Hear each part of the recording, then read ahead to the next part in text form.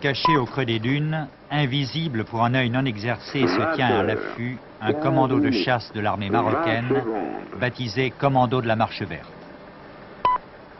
Cette unité très mobile, autonome, comporte une centaine d'hommes, tous des Sahraouis, équipés de Land Rover sans marque distinctive, d'armes de tout type et d'automitrailleuses.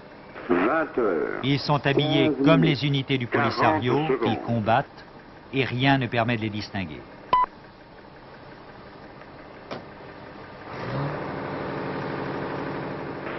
Leur but, déceler et prendre la piste des colonnes du Polisario, les intercepter et appeler les renforts. La chasse peut durer 10 jours et plus souvent qu'à l'ordinaire elle est infructueuse car leur ennemi connaît aussi la règle du jeu. Ils prennent l'affût la nuit, se camouflent et attendent.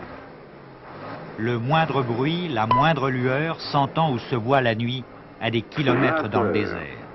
Mais le jour, c'est la poussière qui vous trahit. Pour les uns comme pour les autres, le vent de sable et la brume suspendent toutes les opérations. 16 minutes, 30 secondes.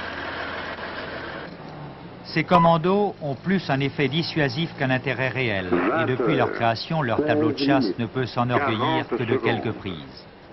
Mais ils font peser sur les colonnes du Polisario une menace et à ce titre, ils ont leur justification. Ce qui complique leur tâche, c'est que dans le désert, il n'y a pas de passage obligé et que c'est au hasard qu'il faut s'en remettre bien souvent pour accrocher. Les Marocains apprennent à mettre en œuvre une tactique défensive qui nécessite beaucoup d'hommes et de moyens. Mais ils sont résolus à tisser leur toile et à faire en sorte que ce désert dont ils ont hérité devienne partie intégrante du Maroc.